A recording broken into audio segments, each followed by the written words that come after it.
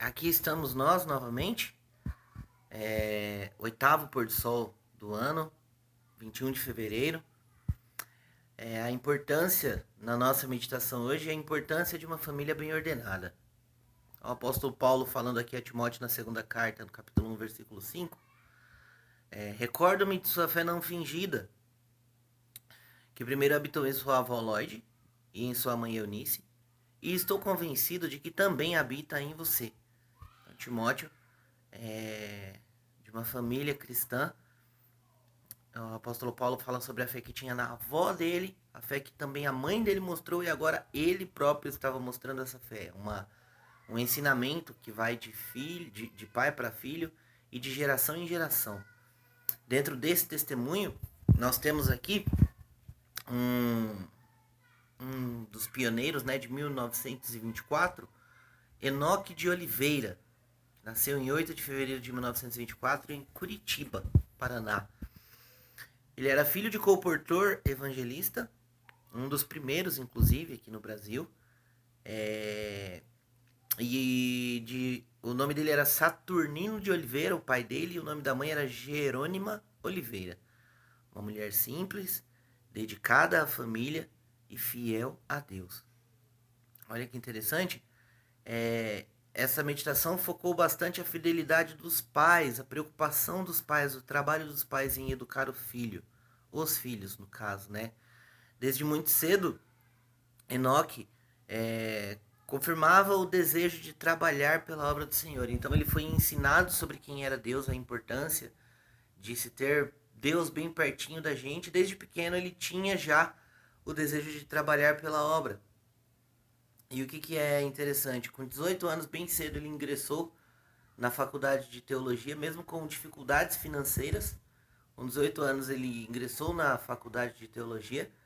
E 4 anos depois, aos 22, ele já estava formado tanto em teologia quanto em contabilidade. Passou por algumas dificuldades, com certeza, porque não tinha dinheiro de sobra para pagar todo esse estudo. E ele trabalhou por algumas funções e por alguns anos como pastor e como administrador. E todos que o conheceram pegaram um ponto focal na questão da oratória. Ele era um excelente pregador. Desde pequeno ensinado e estudando, se esforçando, Deus deu para ele o talento da oratória e ele conseguiu desenvolver isso. Ele era um excelente orador. Nos sermões, ele exaltava a volta de Jesus Cristo. Algo que hoje em dia, às vezes, até a gente quase não ouve falar, né? A volta de Jesus Cristo. E ele pregava bastante sobre isso. E ele queria ver, ele tinha esse desejo de ver o Senhor Jesus voltando, né? E hoje em dia, acho que vocês já ouviram a frase: já ouço os passos de um Deus que se aproxima. Eu não sabia que essa frase era dele, mas gostei muito de descobrir porque eu já ouvi alguns pregadores falando sobre isso e é uma frase de impacto, né? Pra gente que acredita na volta de Jesus, é uma frase de impacto. E ele ou passando ali por algumas questões, né? Estudou bastante, trabalhou bastante e os fiéis e dedicados como eram, tiveram uma grande alegria, porque ele foi o primeiro deixe-me encontrar aqui, muito importante. Ele foi o primeiro presidente não estrangeiro a liderar a igreja. O primeiro presidente a liderar a igreja adventista na América do Sul. E isso ele foi eleito em 1975. Uma família humilde, de família pobre, mas que se esforçou, se trabalhou, se dedicou e chegou na hierarquia humana, pode-se dizer assim, no topo mais alto da hierarquia da igreja adventista na época, né? Aqui, pelo menos. Isso é extremamente importante a gente observar. Deus, ele capacita e a gente pode chegar a muitos lugares. A gente pode alcançar, sim, os sonhos, os desejos do nosso coração. Não que o desejo do coração dele fosse esse, mas Deus pode nos colocar em lugares altos se nós dedicarmos a nossa vida a ele. O pai dele ele viajava bastante por conta de ser um comportor evangelista, né? Então ele tinha as dificuldades, ele não ficava tanto tempo em casa quanto gostaria. Às vezes ele viajava, ficava semanas, meses fora, mas a mãe dele nunca questionou. A mãe dele sempre se dedicou muito para os filhos e ensinou para os filhos essa importância sobre ter Deus bem pertinho, e ele aprendeu isso muito bem. E é triste porque às vezes a gente observa os pais hoje em dia não dando tanta atenção aos filhos quanto precisam.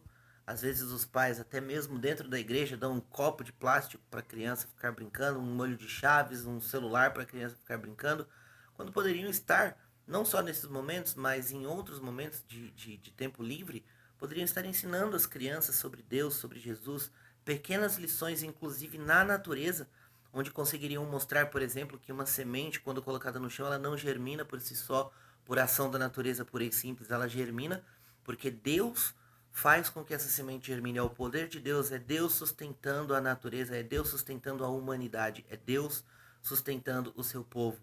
Então nós precisamos sim ensinar, passar para frente a importância de ter Deus pertinho e de dedicar as nossas vidas a Ele.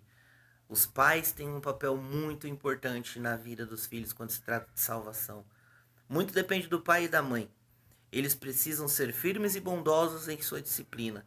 Devem trabalhar de forma mais dedicada a fim de terem uma família bem estruturada e correta, e anjos celestiais serão atraídos para comunicar paz e influência agradável a esse lar. Como está o seu lar hoje? O seu lar tem paz, tem tranquilidade, o seu lar tem a paz celestial. Se não tem, ou se você quer que tenha mais, dedica tempo a Deus. Converse com Ele, chame Ele. Tenho certeza que Ele nunca, nunca, nunca recusará estar conosco, porque Ele morreu por nós para ter essa oportunidade. Então que seja um sábado abençoado, que seja um sábado feliz, e que tenhamos toda a paz do Senhor Jesus em nossos corações, enquanto Ele não volta para termos Ele próprio conosco. Boa noite.